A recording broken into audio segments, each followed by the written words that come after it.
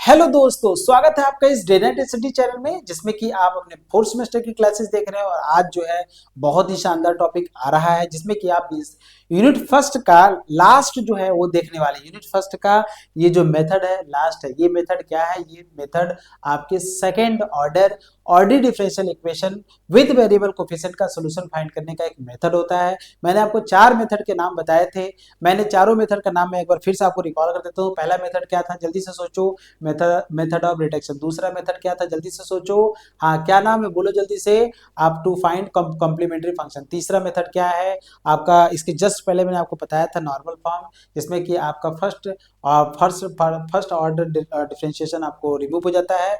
और चौथा जो आज जो मैं पढ़ने वाला हूँ, changing the independent variable. Changing the independent variable. जैसे अब सवाल ये है कि इस मेथड में क्या है, ये मेथड का क्या पुराने वाले जितने भी चीज है क्या उससे लिंक है? तो मैं आपको कहूंगा बिल्कुल इससे कोई लिंक नहीं होता है। ये मेथड अपने आप में एक नया चीज है। लेकिन लेकिन एक बात मैं बता दूं, अगर नाम में अगर आप जाएंगे तो चेंजिंग द इंडिपेंडेंट वेरिएबल, अगर मैं आपके सामने डिफरेंशियल इक्वेशन को प्रोफार्मा में दे रहा हूं, D two U Y by D x two plus का P D Y by D x plus का क्यू वाई बराबर जीरो वाई बराबर आर, अगर मान लीजिए मैंने इस टाइप का आपको डिफरेंशियल इक्वेशन दिया है, तो इसमें क्या इंडिपेंडेंट वेरिएबल और क्या डिपेंडेंट वेरिएबल, जल्दी से मुझे बताइए, सोच के बताइए। हाँ, बिल्कुल सही सोचा, बिल्कुल बिल्कुल बिल्कुल सही सोचा आपने।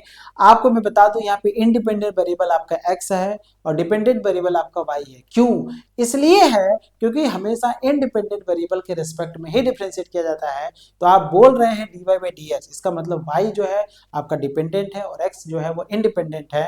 तो इसका मतलब ये हुआ कि आप इंडिपेंडेंट वेरिएबल मतलब x को आप चेंज करेंगे। इस मेथड में हमें यही करना है, x को चेंज करना। और ये आपका चौथा मेथड है। कौन सा मेथड है? चौथा मेथड है, बिल्कुल चौथा मेथड है। ठीक है, ध्यान से देखिएगा। और इसमें क्या क्या हमें सीखना है, सीधे हम लोग वर्किंग रूल पर आते हैं। सीधे हमारा क्या होता है, वर्किंग रूल आता है। जो भी हमारा डिफरेंशियल इक्वेशन होगा, इस टाइप का डिफरेंशियल होगा, आपको याद है इस टाइप का मैं डिफरेंशियल इक्वेशन रखूंगा, D two Y by D x two plus का P D Y by D x plus का क्यू इंटू वाई बराबर आर। अगर इस टाइप का आपके सामने डिफरेंशियल इक्वेशन दिया हुआ है, क्या नाम है इसका, D two Y by D x two plus का P D Y by D x plus का Q Y is equal to R. अगर इस टाइप का डिफरेंशियल इक्वेशन दिया हुआ है, तो इस टाइप के डिफरेंशियल इक्वेशन को हम इस मेथड से सॉल्व करते हैं। उसके लिए वर्किंग रूल हमारा ये है। कौन सा मेथड है ये? Changing the independent variable. और यहाँ पे देखेंगे, यहाँ पे y जो है वो आपका क्या है, x जो है वो आपका इंडिपेंडेंट वेरिएबल है। क्यों? क्योंकि उसी के रिस्पेक्ट में आप डिफरेंशिएट कर रहे हैं। अगर आप y के रिस्पेक्ट में डिफरेंशिएट करते तो इंडिपेंडेंट वेरिएबल आपका y हो जाता। ठीक है ना? तो इंडिपेंडेंट वेरिएबल क्या होगा आपका, x जो होगा वो इंडिपेंडेंट वेरिएबल है।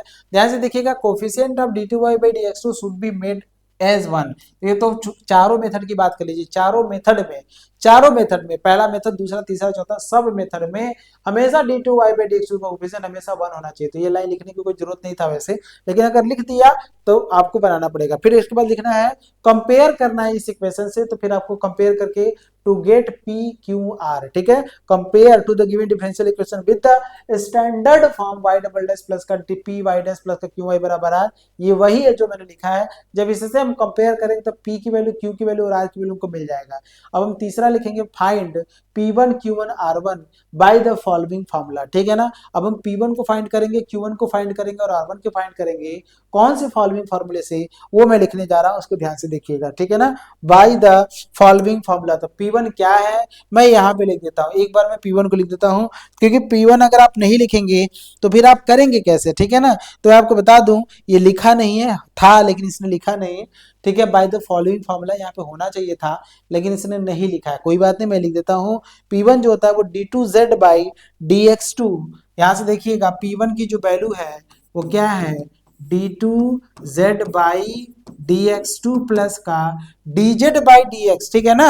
हाँ, प्लस का dz बाई dx, लेकिन p के साथ होगा तो लिखिएगा p dz बाई dx। क्या लिखेंगे? p लिखेंगे और dz बाई dx लिखेंगे। और p क्या है यहाँ पे, ये जो p आप इक्वेट कर रहे हैं, यहाँ से जो कंपेयर कर रहे हैं, वो है आपका p।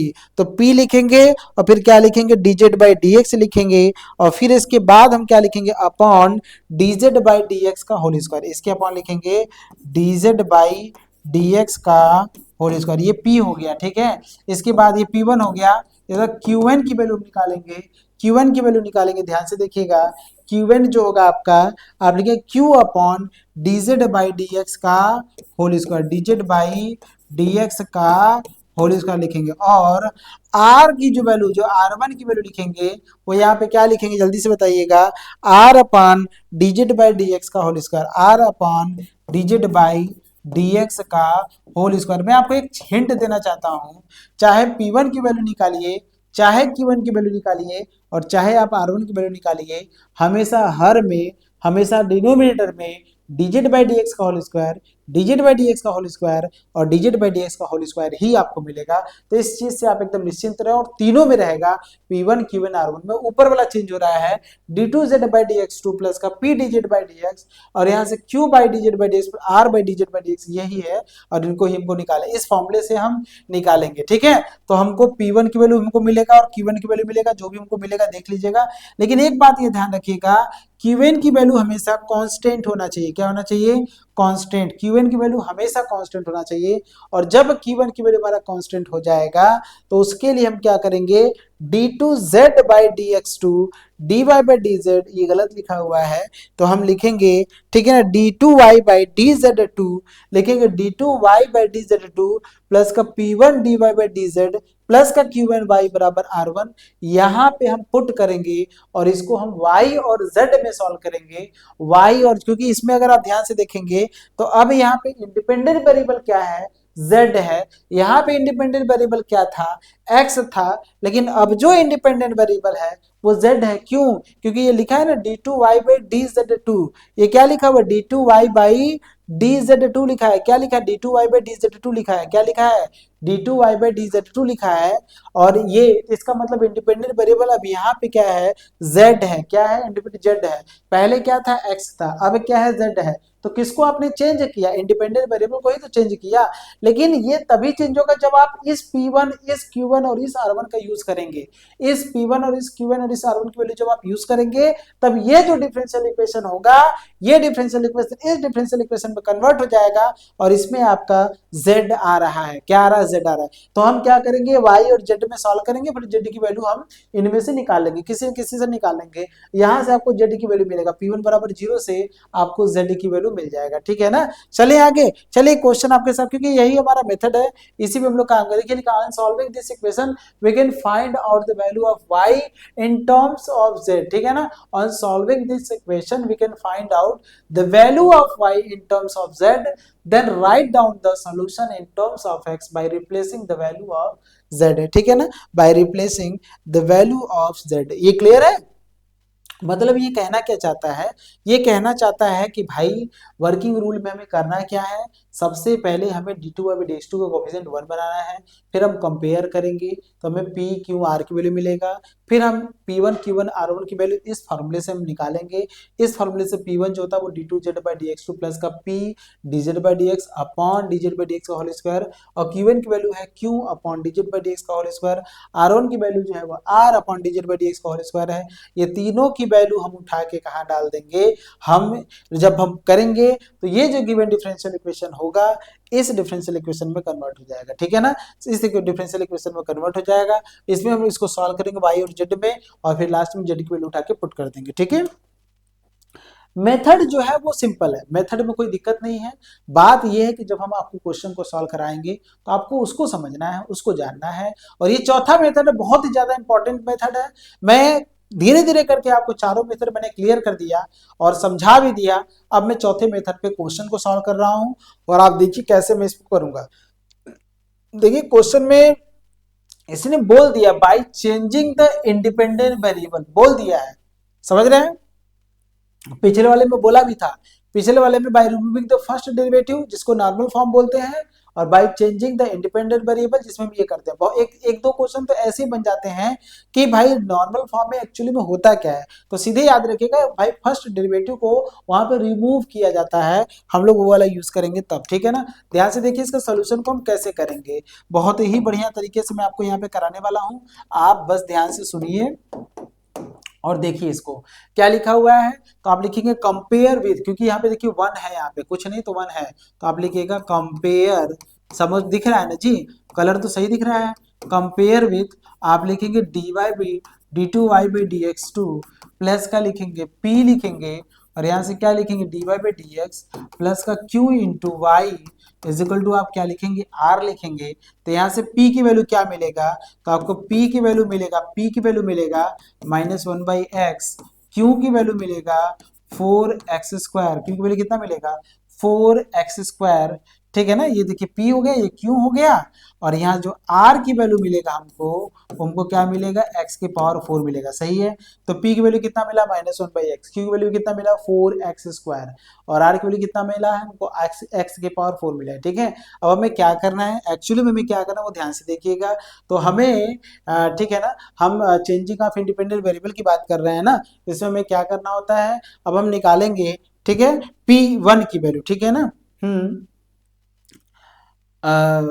ठीक है, हाँ नाउ नाउ अब जो हम निकालेंगे क्या निकालेंगे, अब हम लिखेंगे P1 की वैल्यू। तो P1 की वैल्यू अभी जस्ट मैंने निकाला था, आपको याद होगा P1 की जो वैल्यू मैंने अभी निकाला है, आपको याद है, देखिए ये P1 है आपका d2z by D x two plus का p dz by D x है। ठीक है, लेकिन z निकालना पड़ेगा ना, हाँ ठीक है, क्योंकि ये तभी निकाल पाएंगे जब आपको z मिलेगा, और z कैसे निकालेंगे आप, अच्छा हमें लेना पड़ेगा कि z जो है वो 0 है। ठीक है, अच्छा चलिए कोई बात नहीं, लेटेस्ट टेक हम Q1 बराबर कांस्टेंट ले लेते हैं, वहां से हमें कांस्टेंट लेना पड़ेगा। ठीक है ना, अपने से हमें कांस्टेंट मानना पड़ेगा, हाँ बिल्कुल हमें ये मानना पड़ेगा। ठीक है ना, बिल्कुल, तो यहाँ से Qn बराबर लीजिएगा, Qn बराबर, आप यही थोड़ा सा इसमें थोड़ा सा देखना होता है, Qn बराबर क्या होता है, आप देखिए Qn बराबर क्या लिखा है, Q upon dz by D x का होल स्क्वायर, क्या लिखा है Q अपॉन, तो यहाँ से Q की वैल्यू निकालिएगा, लेटस टेक, ठीक है ना, let's take let's take Q1 is equal to Q upon dz by D x का होल स्क्वायर, ठीक है ना, इज इक्वल टू कॉन्स्टेंट। हम ये लेके चल रहे हैं और हमेशा इसी को आप काम करिएगा, हमेशा कांस्टेंट ये हमेशा मान के चलिएगा, ये लेकर चलना है, ये आपको क्या करना है, लेकर चलना है।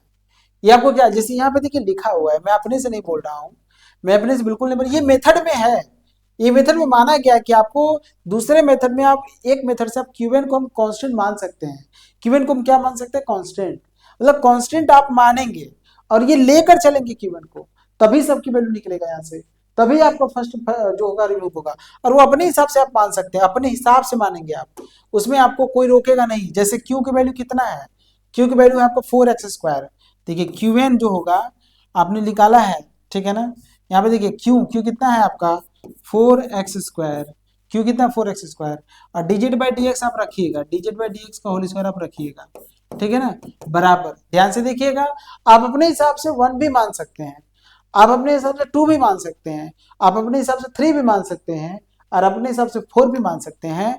तो अपने हिसाब से आप मानिए, कोई दिक्कत नहीं है, 1 2 3 4 मतलब जो भी मानेंगे कांस्टेंट मानेंगे, एक्स वाला मत मानिएगा।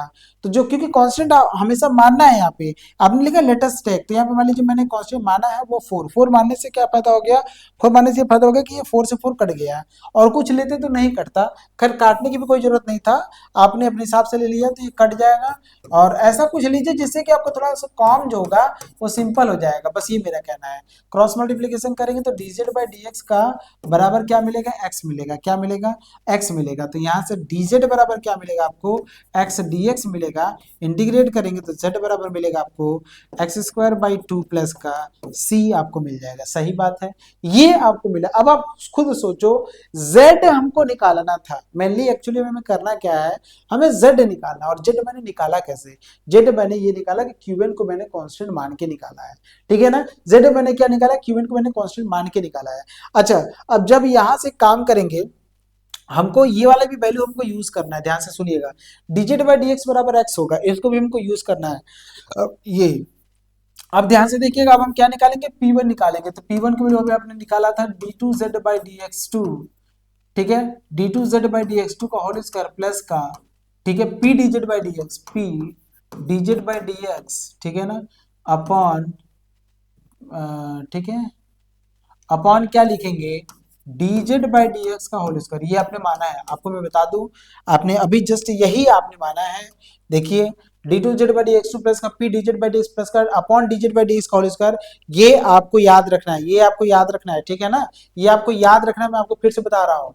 अच्छा D two Z by D X, अच्छा D Z by D x का वैल्यू कितना है, एक्स है। जब एक बार इसको हम और डिफरेंशिएट करेंगे तो इधर 1 आ जाएगा, तो ये 1 आ जाएगा, और यहाँ से p है, p की वैल्यू कितना है, -1/x है, तो आप लिखिएगा -1/x, -1/x लिखिएगा, और D Z by D x जो है वो आपका x है, x मिलेगा अपॉन, और D Z by D x कितना मिलेगा, x स्क्वायर कर दीजिए, x से x काट दीजिएगा, तो 1 - 1 अपॉन एक्स स्क्वायर, तो आपको फाइनली जो मिलेगा वो p1 के लिए कितना मिल जाएगा, p1 के लिए आपको मिल जाएगा 0, p1 के लिए कितना मिल गया, 0 मिल गया, p1 के लिए कितना मिल गया, 0 मिल गया। जब आप q1 को कांस्टेंट लेकर चलते हैं तो p1 0 आता है, और यहाँ पे आपने मेंशन भी किया है कि जब आप p1 को आप कांस्टेंट लेकर चल रहे हैं तो ये आपका 0 आ जा रहा है। देखिए यहाँ से p1 कितना आ जा रहा है, आपका 0 आ जा रहा है, p1 कितना आ जा रहा है, 0 आ जा रहा है, समझ में आ रहा है।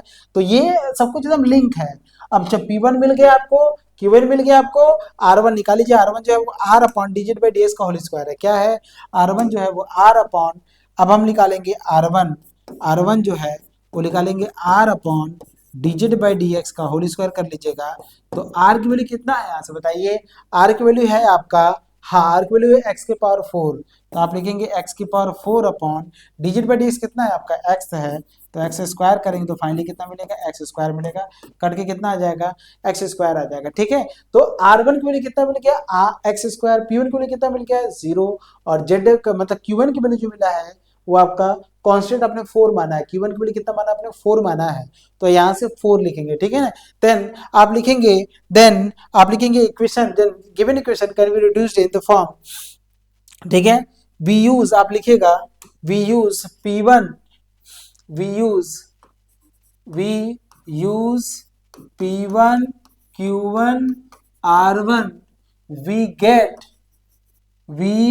get the हमें क्या फाइंड करेंगे, हम क्या फाइंड करेंगे, we get the, हाँ we get the इक्वेशन हमें मिलेगा d2y बाई dz2 प्लस का p1 dy by dz plus का q1 इंटू वाई बराबर r1 लिखेंगे, वैल्यू पुट करिएगा d2y बाई dz2 प्लस का p1 तो 0 था, इंटू क्या मिलेगा, dy बाई dz मिलेगा, प्लस q1 की वैल्यू आपने निकाला है 4 माना है, इंटू वाई, और r1 की वैल्यू आपने निकाला है एक्स स्क्वायर निकाला है, तो एक्स स्क्वायर मत करिएगा, एक्स स्क्वायर है ना, हम जेड में निकालेंगे ना, r1 जेड में आना चाहिए, r1 किस में आना चाहिए, z में आना चाहिए, तो यहाँ से एक्स स्क्वायर है, और आपको मैं बता दूं कि x बराबर हमारा क्या है, ठीक है ना, क्योंकि z में आना चाहिए, मेरा कहना ये है कि जो आपका r1 आना चाहिए वो z में आना चाहिए, ठीक है ना, समझ रहे हैं।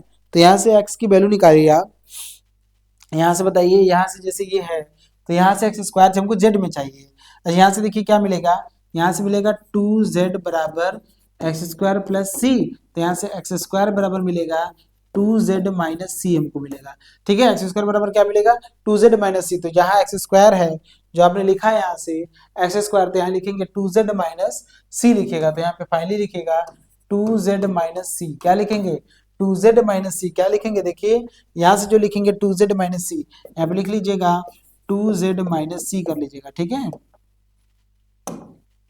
समझ रहे हैं कि नहीं, तो यहाँ पे लिख लीजिएगा 2z माइनस सी कर लीजिएगा, सही है, क्लियर है ना, तो 2z माइनस सी कर लीजिएगा, क्लियर है ना। अच्छा अब ध्यान से अगर आप इसको सॉल्व करते हैं तो आपको मिलेगा d2y बाई dz2 प्लस का 4y लिखेंगे, अब बराबर 2z माइनस का हमको क्या मिलेगा, c मिलेगा, ठीक है ना।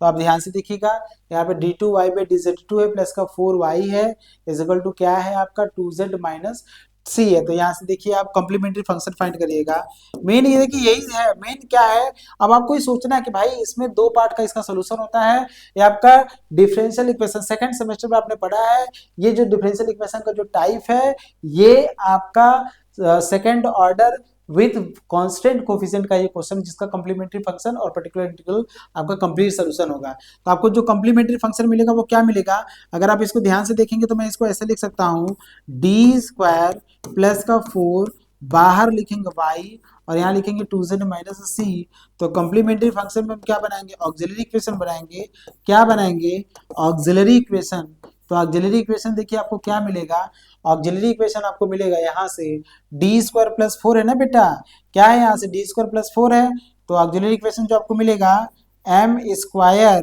प्लस क्या मिलेगा 4 मिलेगा बराबर 0, तो एम बराबर आपको मिलेगा प्लस माइनस में 2i, क्या मिलेगा प्लस माइनस में 2i मिलेगा, तो y बराबर मिलेगा c1 cos 2z plus c2 sin 2z मिलेगा। सही बात है, c1 cos, सही बात है कि नहीं है, तो आपको c1 मिलेगा cos 2z प्लस का c2 sin 2z आपको मिल जाएगा। सही बात है। अच्छा अब ध्यान से देखिएगा, ये मिल गया। अब आपको क्या करना है, पर्टिकुलर इंटीग्रल फाइंड करना है, तो पर्टिकुलर इंटीग्रल फाइंड करने के लिए क्या करेंगे, 1 अपॉन लिखेंगे डी स्क्वायर प्लस 4 लिखेंगे और यहाँ लिखेंगे 2z माइनस का c लिखेंगे, क्या लिखेंगे 2z माइनस का c। अब ध्यान से देखिएगा और एक एक चीज को समझिएगा, आपको क्या करना है इसमें, ऐसे क्वेश्चन में आपको क्या करना है, या तो आप यहाँ देखिए 2z माइनस c है, तो मैं आपको x के पावर n वाला मेथड मैंने आपको बताया होगा, अगर आप उस हिसाब से इसको करते हैं तो और सिंपल हो जाएगा। आप एक काम कर सकते हैं यहाँ से, ठीक है ना, हाँ, और हमेशा ये होता है, हमेशा ये होता है कि 4 नहीं होना चाहिए, 4 को कॉमन ले लेते हैं, जैसे आप 4 को कॉमन लेंगे तो यहाँ मिलेगा कितना मिलेगा आपको 1 प्लस यहाँ पे डी स्क्वायर बाई 4 मिल जाएगा, ठीक है, और यहाँ से मिलेगा 2z माइनस का c, सही है, ये ऊपर चला जाएगा तो 1/4 हो जाएगा, ये ऊपर चला जाएगा तो 1 प्लस डी स्क्वायर बाई 4 के पावर -1 ब्रैकेट में 2z माइनस का c हो जाएगा। अच्छा इसको लिख सकते हैं 1 प्लस एक्स के पावर माइनस एक्स है, तो 1 इसका जो फॉर्मूला होता है 1 फिर माइनस होता है 1 प्लस एक्स, फिर 1 माइनस मतलब 1 माइनस एक्स प्लस होता है प्लस एक्स स्क्वायर, तो सब खत्म हो जाएगा, फिर खत्म कर लीजिएगा और लिखिएगा 2z माइनस का c लिखिएगा, सबके साथ मल्टीप्लाई करेंगे आप, ठीक है ना। ये सभी रूल आपको पता है कि नहीं, अरे भाई ये फॉर्मूला होता है, इसमें लगता है, ये आपने उसमें देखा भी होगा, सेकंड सेमेस्टर में इस तरह से किया भी होगा आपने। अब ये सब तैयार अगर नहीं है तो फिर कैसे काम करें, 2z माइनस सी का मल्टीप्लाई करिएगा तो 2z माइनस सी यहाँ होगा, हम 2 बार डिफरेंशिएट करेंगे तो 0 हो जाएगा, पूरा 0, भाई 2 ही बार डिफरेंशिएट करेंगे तो 0 हो जाएगा ना, तो खत्म हो जाएगा, तो फाइनली हमको 2z माइनस सी मिलेगा। और मैं आपको बता दूं पर्टिकुलर इंटीग्रल हेंस कंप्लीट जो सोल्यूशन होगा, जो कंप्लीट सोल्यूशन होगा y इज इक्वल टू मिलेगा वो CF प्लस का PI मिलेगा।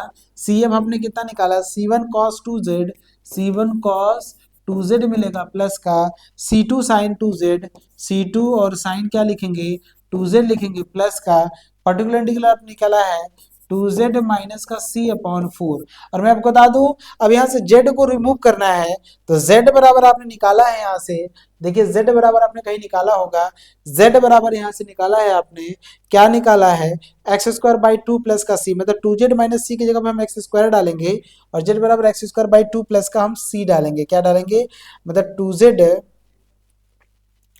समझ रहे हैं कि नहीं। तो z बराबर हमारा क्या मिलेगा, z बराबर हमको मिलेगा, z बराबर हमको मिलेगा अगर आप ध्यान से देखेंगे, ठीक है ना, तो 2z बराबर हम लिखेंगे यहाँ से, ठीक है, हाँ बढ़िया, तो z बराबर हमको मिलेगा एक्स स्क्वायर बाई 2, क्या मिलेगा एक्स स्क्वायर डालेंगे, यहाँ से c डालने की जरूरत नहीं था वैसे, खैर कोई बात नहीं हम लिख सकते हैं। चलिए तो 2z माइनस सी, देखिए हमको क्या क्या चाहिए, हमको चाहिए एक्स स्क्वायर, तो एक्स स्क्वायर जब 2z माइनस सी डालेंगे और z बराबर एक्स स्क्वायर बाई 2 प्लस का c, तो यहाँ डालिएगा, फाइनली देखिए आपको जो सोल्यूशन मिलेगा, लास्ट में करना बहुत जरूरी है, तो y बराबर क्या लिखेंगे c1 लिखेंगे, फिर cos लिखेंगे, यहाँ से 2 लिखेंगे, ठीक है ना, और ये कॉम्प्लीमेंट्री फंक्शन है, कॉम्प्लीमेंट्री फंक्शन में कांस्टेंट नहीं आता है, तो केवल 2z की वैल्यू डालिएगा, तो 2z की वैल्यू जब डालेंगे तो 2z आपका केवल एक्स स्क्वायर है, 2z कितना है आपका एक्स स्क्वायर, और यहाँ से प्लस का c2 साइन क्या लिखेंगे एक्स स्क्वायर, और 2z माइनस c की जगह पे लिखेंगे एक्स स्क्वायर, ठीक है, बाई 4 क्या लिखेंगे प्लस लिखेंगे एक्स स्क्वायर बाई 4। इस बात को थोड़ा सा ध्यान रखिएगा, यहाँ मैंने क्या कर लिया मैं आपको ये बताना चाहता हूँ, मैं आपको क्या कर लिया हूँ, जैसे मैंने आपको बताया था z बराबर क्या था एक्स स्क्वायर बाई 2 प्लस का c, यही था ना भैया, यही था कि नहीं था, ठीक है यही था ना, तो यहाँ से अगर मैं बोलूंगा 2z की वैल्यू बताइए तो आप कहेंगे ना एक्स स्क्वायर प्लस का c, तो 2z जब चूंकि ये खुद कॉम्प्लीमेंट्री फंक्शन है और यहाँ पे कांस्टेंट हमारा यूज हो चुका है, तो फिर हम एक और कांस्टेंट इसके सब जगह पे नहीं डालेंगे, तो 2z की जगह पे केवल मैं एक्स स्क्वायर पुट कर दिया हूँ, ये मेरा कहना है। और यहाँ देख सकते हैं तो 2z माइनस सी की जगह पे मैं एक्स स्क्वायर पुट कर दिया हूँ, तो यहाँ से देखिए एक्स स्क्वायर बाई 4 हो गया, क्योंकि 4 यहाँ पे पहले से ही था। मतलब जेड में निकालने के बाद फिर आप उसको एक्स में कन्वर्ट करिएगा, ये मेरा आपसे कहना है। इस मेथड का यही सबसे बड़ा फंडा रूल होता है। आइए क्वेश्चन मैं आपके सामने और कर रहा हूं, और वही क्वेश्चन है, मेथड वही लगाएंगे, सिंपल मेथड लगाएंगे। ध्यान से देखिएगा, इंडिपेंडेंट वेरिएबल को ही चेंज करेंगे। पहले आप जेड की वैल्यू निकालने की कोशिश करिएगा, मेथड बहुत ज्यादा टिपिकल नहीं है। अच्छा, पहले आप एक्स से डिवाइड कर दीजिएगा, जैसे ही आप एक्स से डिवाइड करेंगे तो d2y/dx2 हो जाएगा, माइनस मिलेगा 4x² माइनस 1 अपॉन एक्स। बस थोड़ा वो कहते हैं डिफरेंशिएशन पे थोड़ा कमांड आपका होना चाहिए, डिफरेंशिएशन पे थोड़ा सबका कमांड रहे तो फिर कोई दिक्कत नहीं है। 4x² y, बीच बीच में हम आपको इसलिए देखते रहते हैं कि भाई आंसर ऐसा तो नहीं कि गलत आ रहा है। चलिए, तो ये आ गया आपका एक्स से मैंने डिवाइड कर दिया, देख सकते हैं दोनों तरफ, ठीक है। ये आपका आ गया 4x² y अपॉन एक्स, ये आ गया, ठीक है। तो अगर आप इसको ध्यान से देखेंगे तो एक्स से एक्स जाएगा तो आपको मिलेगा d2y/dx2 मिलेगा, ठीक है ना। हाँ, कुछ तो कटेगा, एक एक्स से एक्स चला जाएगा, एक्स से एक्स चला जाएगा। यहाँ देखेंगे क्या मिलेगा, माइनस मिलेगा, 4x² माइनस 1 अपॉन एक्स मिल जाएगा। यहाँ से क्या मिलेगा, dy/dx मिल जाएगा, प्लस का क्या मिलेगा 4xy मिल जाएगा, और यहाँ से बराबर क्या मिलेगा 2x मिल जाएगा, 2x² मिल जाएगा, ठीक है। कंपेयर करेंगे, जैसे ही हम कंपेयर करेंगे तो आप लिखेंगे कंपेयर विथ, कंपेयर करेंगे किसके साथ कंपेयर करेंगे, आप लिखेंगे d2y/dx2 प्लस का p dy/dx लिखेंगे, और प्लस का q इज y बराबर क्या लिखेंगे, r लिखेंगे। तो p के जगह पे क्या लिखेंगे आप बताइए, p की जगह पे आप क्या लिखेंगे, p की जगह पे लिखेंगे माइनस लिखेंगे 4x² माइनस 1 अपॉन क्या लिखेंगे, x लिखेंगे, क्या लिखेंगे 4, पहले तो माइनस लिखेंगे, 4x² माइनस 1 अपॉन x लिखेंगे, p बराबर हो गया, q बराबर क्या लिखेंगे हम, q बराबर लिखेंगे 4x, क्या लिखेंगे 4x, और r बराबर क्या लिखेंगे आप 2x² लिखेंगे। सही बात है। p बराबर कितना लिखा है आपने, p बराबर आपने कितना लिखा है, जल्दी से मिलाइए, p बराबर आपने लिखा है, हाँ सही बात है, और ये भी सही है, 4x² होगा, कुछ कटा है देखिए यहाँ से, क्वेश्चन में थोड़ा सा इसने गलती से लिखा है 4x³ है, वहां से 4x³ y है यहाँ पे, ठीक है ना, ये x³ कर लीजिएगा तभी मिस्टेक आ रहा है, ये x³ है, ये 3 है, पावर कितना है 3 है, ठीक है ना। तो 4x³ करेंगे तो 2 मिलेगा, 4x² हो जाएगा, तो यहाँ फाइनली कितना मिलेगा 4x², और इधर कितना मिलेगा 2x², कितना मिलेगा, तो ये पहले से सेट होता है इतना, ठीक है। अब लिखेंगे changing the independent variable x to z, ठीक है, लिखेंगे चेंजिंग, अब लिखेंगे चेंजिंग द इंडिपेंडेंट वेरिएबल, ध्यान से देखिएगा, changing the independent variable x to z, x2 independent variable x to z, ठीक है, x से z में करेंगे, देन डिफरेंशियल इक्वेशन इज वो हो जाएगा आपका d2y/dx2 कितना हो जाएगा d2y/dz2 प्लस का p dy/dz हो जाएगा, p1 हो जाएगा, प्लस का qn इंटू y बराबर क्या मिलेगा r1, जहां से p1 कितना है आपका, जहां से p1 निकालेंगे तो qn चाहिए, हम qn निकालेंगे, क्या लिखेंगे लेटेस्ट टैग, ठीक है ना, लेटेस्ट टैग ये हम लेके चलेंगे कि qn जो होगा वो हमारा क्या मिलेगा, कांस्टेंट हम लेके चलेंगे, और qn की वैल्यू आपको याद है, qn बराबर होता है वो dz/dx का, मतलब dz/dx मतलब qn जो होता है वो क्या होता है, q बटा dz/dx का होल स्क्वायर होता है ना। तो ये कांस्टेंट ले रहे हैं हम, इसी को तो हम कांस्टेंट कह रहे हैं। तो कितना है बताइए, q कितना है, क्यों है आपका 2x², देखिए q कितना है यहाँ पे, q कितना है यहाँ पे देखिए 4x² है, q कितना है आपका 4x², कितना है 4x², तो इस बार फिर मान लेंगे हम 4x² मानेंगे अपॉन dz/dx का होल स्क्वायर, आप मान लीजिएगा यहाँ से, अब बराबर कांस्टेंट तो हम 4, यहाँ पे मैंने लेट लिखा है, ये लेट किया है 4 से 4 काट दीजिएगा, 4x² है, तो यहाँ से मिलेगा dz/dx का, और क्वेश्चन वही है क्या जी, तो dz/dx कितना मिलेगा डिजिट बाई डी एक्स कितना मिलेगा भाई, एक्स मिलेगा। क्वेश्चन बदला है नहीं क्या, क्वेश्चन तो बदला है ना, क्वेश्चन तो बदला है, क्वेश्चन में क्या दिक्कत है, क्वेश्चन तो बदला है। हाँ क्वेश्चन बदला है, क्वेश्चन में कोई दिक्कत नहीं है, ठीक है ना। ठीक है, तो ये आपने ले लिया, क्यू एन की वैल्यू कितना ले लिया आपने, 4 कांस्टेंट मान के यहाँ से सॉल्व कर लिया। तो जेड बराबर क्या मिल जाएगा, अब अगर आप इसको सॉल्व करेंगे तो यहाँ से क्या मिलेगा, डीजेड मिलेगा, क्या मिलेगा, डीजेड मिलेगा। यहाँ से क्या मिलेगा, एक्स डी एक्स मिलेगा, इंटीग्रेट करेंगे तो जेड मिलेगा, और यहाँ से एक्स स्क्वायर बाई, तो यहाँ पे सी मत लो, सी लेने के बाद आदमी परेशान हो ही जा रहा है, सी मत लो, ठीक है ना, वहां पे भी नहीं ली तो कोई दिक्कत नहीं था। जेड बराबर क्या होगा, एक्स स्क्वायर बाई 2 हो जाएगा, क्लियर है ना। अच्छा, P1 जो निकालेंगे वो क्या निकालेंगे, अब निकाल, ये देखिए जेड की वैल्यू निकालना था, जेड की वैल्यू निकालने के लिए हमने यहाँ पे कांस्टेंट माना है, जेड की वैल्यू निकालने के लिए हमने कांस्टेंट माना है। और इस मेथड में यही होता है कि आप सबसे पहले जेड की वैल्यू निकालो, या तो P1 से निकाल सकते हो तो Q1 से हो, P1 से निकालेंगे तो P1 बराबर 0 पुट करेंगे, और Q1 से निकालेंगे तो Q1 बराबर कांस्टेंट आप मानेंगे, थोड़ा Q1 वाला सिंपल हो जाता है, बाकी और कोई दिक्कत नहीं है। अच्छा, d2z बाई dx2 ये लिखेंगे, और प्लस का आप लिखेंगे p, ठीक है, प्लस का क्या लिखेंगे p, ठीक है, और फिर क्या लिखेंगे, अपॉन लिखेंगे। समझ में आ रहा है कि नहीं आ रहा है, ठीक है ना। डिजिट बाई डी एक्स क्या लिखेंगे, p लिखेंगे, यहाँ से लिखेंगे डिजिट बाई डी एक्स लिखेंगे, और यहाँ से क्या लिखेंगे, फॉर्मूला अगर नहीं याद रहा ना तो फिर क्वेश्चन तो कभी नहीं लग पाएगा।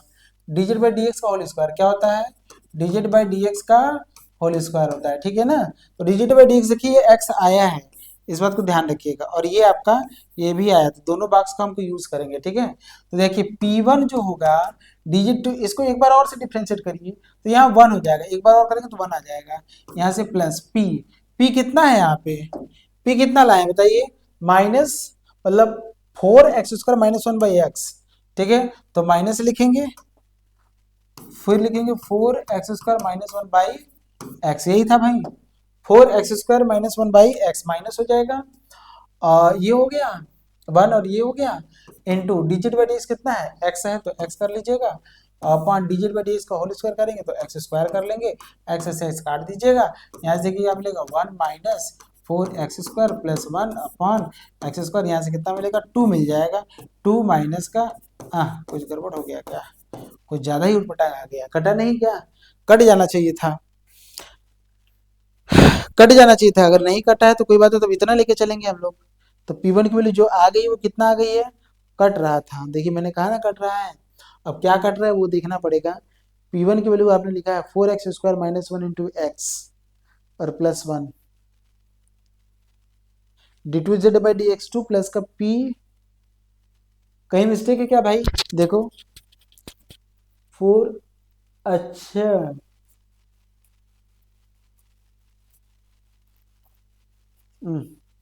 थोड़ा सा देखो वैल्यू देखो तो माइनस लिखा है आपने, यही मिस्टेक हो गया, यहाँ पे भी उसने गलत लिखा है, क्वेश्चन ही गलत लिखा है, फिर 4x² माइनस 1 यहाँ प्लस था वहां पे माइनस लिख दिया, देख रहे हैं, यही होता है, क्वेश्चन में ही मिस्टेक है बेटा, यहाँ आप थोड़ा सा कंफर्म कर लो, मैं एक बार फिर से मैच करा देता हूँ, माइनस नहीं है, अब यही सब स्टार्टिंग में ही होता है, तो यही सब गड़बड़ होता है, थोड़ा आप भी मेंशन करो, कोई दिक्कत नहीं, वैसे हम प्लस कर लो, तभी तो वो नहीं आ रहा है, ये प्लस कर लो, अगर आप देखिए पहले से अगर नहीं बना रहेगा तो सब गड़बड़ा जाएगी, ये प्लस कर लो, ठीक है ना, ये प्लस कर लो, जैसे ही आप ये प्लस करोगे ना तो आपका ये प्लस हो जाएगा, और जब ये प्लस होगा ना, जब ये प्लस होगा बेटा तो फिर आपका ये माइनस हो जाएगा, और ये आपका माइनस वन हो जाएगा, क्या हो जाएगा, -1 हो जाएगा, ठीक है, तो 1 से 1 काट दीजिएगा, तो आपको फाइनली कितना मिलेगा, 4x² अपॉन x² काटेंगे कितना मिलेगा, 4 मिलेगा, तो ये P1 की वैल्यू कितना मिल गया आपको, 4 मिलेगा, P1 की वैल्यू कितना मिल गया आपको,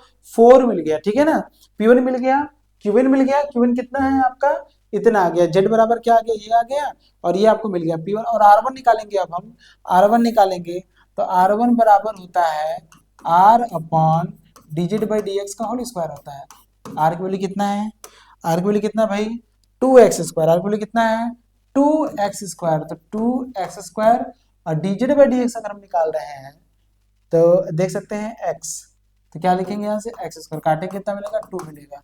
तो R1 की वैल्यू कितना मिल गया 2 मिल गया, R1 की वैल्यू कितना मिल गया 2 मिल गया, R1 की वैल्यू कितना मिल गया 2 मिल गया, P1 की वैल्यू कितना मिल गया 4 मिल गया, और Q1 की वैल्यू कितना मिल गया वो मिल गया। तो आपको मिलेगा जो आपका इक्वेशन जो था वो क्या था, d2y बाई dz2 प्लस का P1 dy बाई dz था प्लस का Qn क्या था y था बराबर क्या था R1 था। वैल्यू पुट करिए तो d2y बाई dz2 प्लस का P1 के लिए कितना था 4 था, तो 4 dy by dz plus Q1 कितना भाई 4, Q1 आपने 4 माना था स्टार्टिंग में, देखिए 4 आपने माना है। y बराबर क्या था R1 वैल्यू कितना है आपका 2 है, R1 वैल्यू कितना है आपका 2 है, देख लीजिए R1 वैल्यू कितना है आपका 2 है। तो फाइनली अगर आप ध्यान से देखेंगे तो इसको मैं लिखने वाला हूँ डी स्क्वायर प्लस का 4d प्लस का 4 ये लिखेंगे, बाहर y बराबर 2 लिखेंगे। आप यहाँ से कॉम्प्लीमेंट्री फंक्शन फाइंड करेंगे, इसमें आप ऑक्सिलरी इक्वेशन निकालेंगे, क्या निकालेंगे ऑक्सिलरी इक्वेशन। तो जैसे ही आप ऑक्सिलरी इक्वेशन निकालते हैं तो यहाँ से क्या मिलेगा एम स्क्वायर प्लस का 4m प्लस का 4 बराबर 0 मिलेगा। इसको हम लिखेंगे m प्लस 2 का होल स्क्वायर मिलेगा हमको 0, तो m बराबर हमको क्या मिलेगा -2 और क्या मिलेगा -2। तो यहाँ से जो हमको कॉम्प्लीमेंट्री फंक्शन मतलब हमको जो मिलेगा जो CF मिलेगा हमको मिलेगा क्या मिलेगा हमको मिलेगा हाँ C1 e की पावर माइनस का 2z क्या मिलेगा 2z मिलेगा प्लस का C2 मतलब C1 प्लस C2 मिलेगा, सॉरी आप ऐसे लिखेगा C1 प्लस C2z, रूट हमारे रिपीट कर रहा है ना इसलिए मैं लिखूंगा e की पावर माइनस का 2z मतलब C1 प्लस C2z e की पावर माइनस का 2z कर लेंगे, ठीक है। और पर्टिकुलर इंटीग्रल निकालेंगे तो क्या निकालेंगे, और हम PI अगर निकालेंगे यहाँ से तो आप लिखेंगे 1/d स्क्वायर प्लस का 4d प्लस का 4 इंटू कोफिशिएंट क्या है आपके सामने, कोफिशिएंट यहाँ पे 2 है, तो 2 है ना बस 2 ही तो है और तो कुछ है नहीं यहाँ से, तो 2 ही है बस। तो 2 के लिए हम क्या करेंगे जल्दी से मुझे बताइए, पर्टिकुलर इंटीग्रल हम कैसे निकालेंगे, तो हम 2 के लिए निकालेंगे यहाँ से, और यहाँ से देखिए यहाँ से 2 है तो ये 2 है, 2 को आगे कर दीजिए, आप फाइनली लिखिएगा 2 और इंटू ई की पावर 0 इंटू जेड कर दीजिएगा। जब पुट करेंगे तो यहाँ लिखेंगे 0, यहाँ 0 और 0 प्लस 4 ऐसे रूल होता है, ठीक है ना।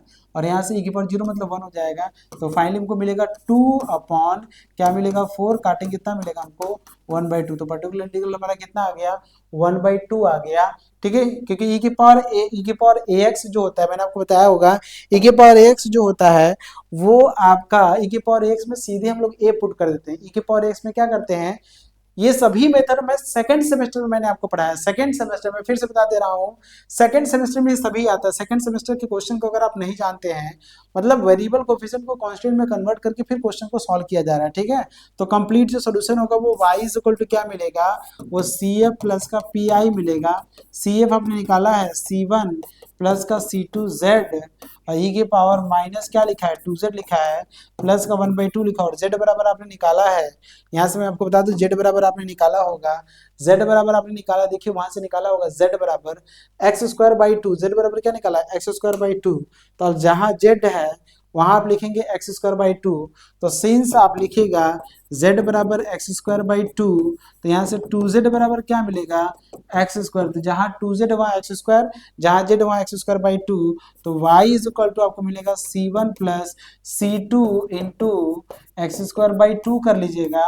यहाँ से z की जगह पे x²/2 और e के पावर 2z की जगह पे माइनस x² प्लस का 1/2, और ये आपका बहुत ही शानदार आंसर आया है उस डिफरेंशियल इक्वेशन का। कौन सा डिफरेंशियल इक्वेशन जो आपको दिया हुआ है, मतलब आपको नॉर्मल में करना क्या है, सोचिए sorry change of independent variable में आपको एक्चुअली में क्या करना है, एक्चुअल में आपको इसमें करना क्या होता है। और ये क्वेश्चन मैं आपको होमवर्क दे रहा हूँ, आप इसको एक बार ट्राई करिएगा, कोई सी दिक्कत नहीं, एकदम आराम से क्वेश्चन को भी अगर आप करेंगे। मेन इसमें करना क्या है, ठीक है ना, मेन एक्चुअली में जो इसमें करना होता है वो करना क्या है, ट्राई करिएगा, एक एक चीज पे बात करिएगा।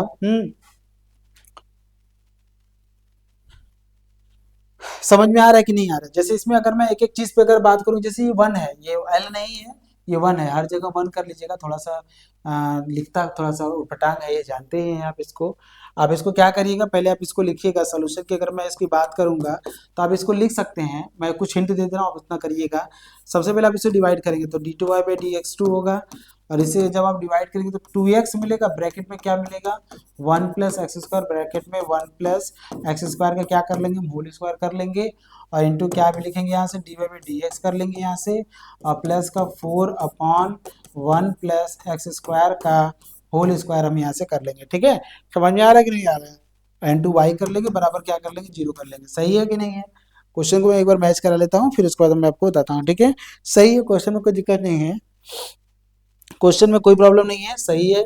देखिए एक पावर से एक पावर चला जाएगा, कंपेयर करेंगे। आप जैसे कंपेयर करेंगे, मेन क्यू को बनाना है, ध्यान से देखिएगा।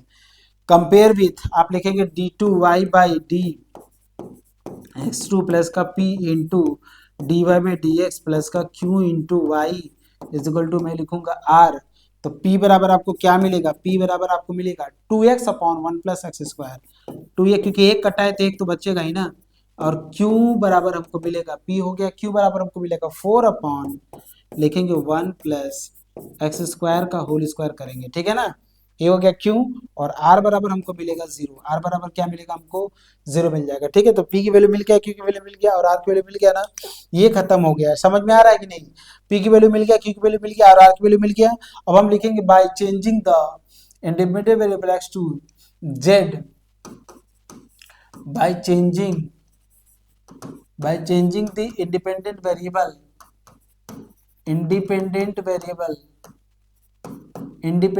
Variable x to z, x को हम जब जब में करेंगे वी गेट डिफरेंशियल इक्वेशन। तो हमें डिफरेंशियल इक्वेशन आपको क्या मिलेगा, वी गेट डिफरेंशियल इक्वेशन, हमें डिफरेंशियल इक्वेशन आपको मिलेगा D two Y by D Z two plus का P one D Y by D Z मिलेगा प्लस का क्यू एन इंटू वाई मिलेगा बराबर हमको क्या मिलेगा आर वन मिलेगा। तो हम क्यू एन बराबर लिखेंगे यहाँ से।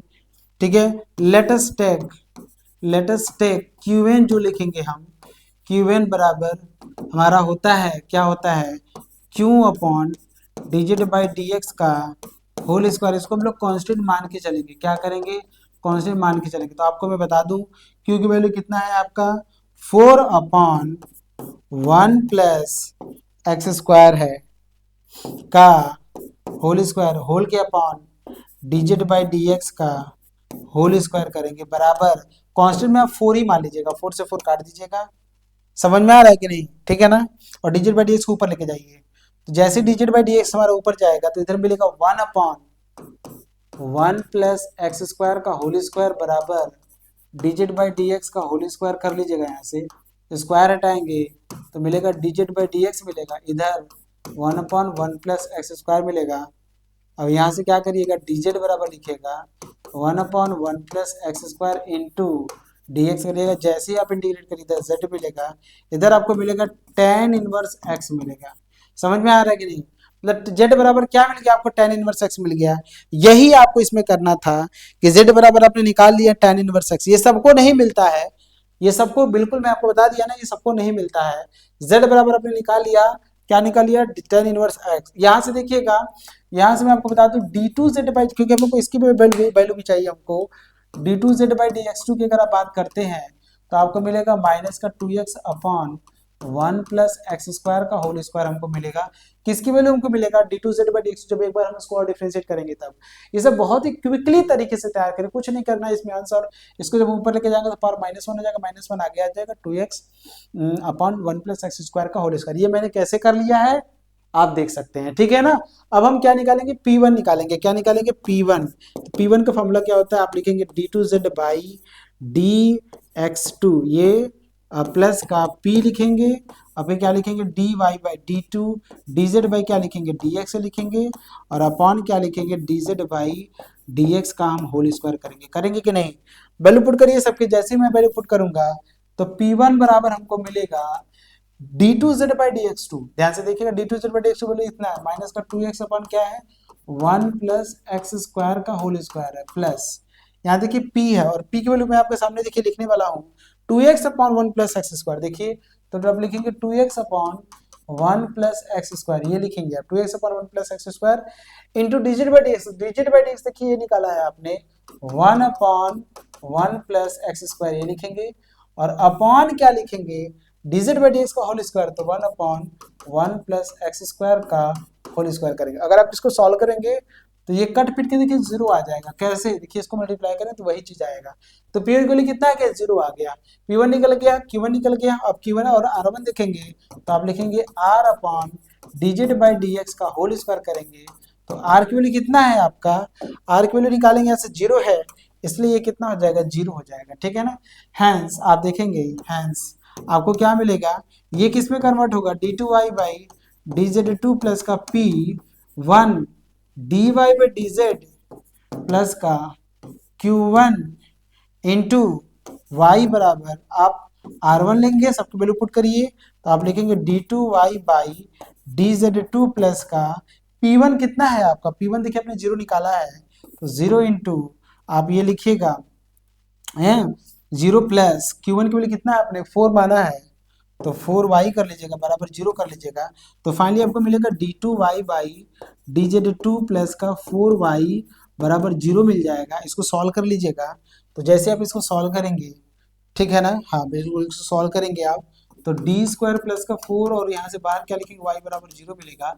तो यह सोल्यूशन जो मिलेगा आपको y बराबर मिलेगा C1 cos रूट में 2x प्लस का, क्योंकि रूट में मिलेगा C2 साइन रूट में 2 इंटू एक्स मिलेगा। मैंने कैसे कर लिया, रूट में 2 इंटू जेड करिएगा, सॉरी रूट में 2 इंटू जेड करिएगा और यहाँ पे भी जेड करिएगा। सही बात है, क्लियर है कि नहीं है, क्योंकि यहाँ जो वैल्यू मिलेगा आपको यही मिलने वाला है। ठीक है ना, कुछ गड़बड़ तो है, देख लेते हैं एक बार। सही है, बिल्कुल सही है। C1 और यहाँ से क्या मिलेगा, ये कॉम्प्लीमेंट्री फंक्शन पर्टिकुलर इंटीग्रल यहाँ से क्या होगा, जीरो हो जाएगा तो ये हमको मिल जाएगा। और z बराबर आपने देखिए उधर माना, z बराबर आपने माना है tan इनवर्स x, मतलब निकाला है आपने, कितना निकाला है, tan इनवर्स x निकाला है। देखिए tan इनवर्स x तो z की वैल्यू उठा के यहाँ डाल दीजिएगा। ठीक है, तो y बराबर आपको क्या मिलेगा, C1 cos लिखेंगे रूट में 2, z बराबर क्या लिखेंगे, tan इनवर्स x लिखेंगे और यहाँ से प्लस का C2 लिखेंगे, साइन लिखेंगे और देखिए कितना खतरनाक आंसर आया हुआ है, tan इनवर्स x लिखेंगे। सही बात है, और यही आपका आंसर हो जाएगा। सही बात है, तो यही आपका फाइनली आंसर आया है।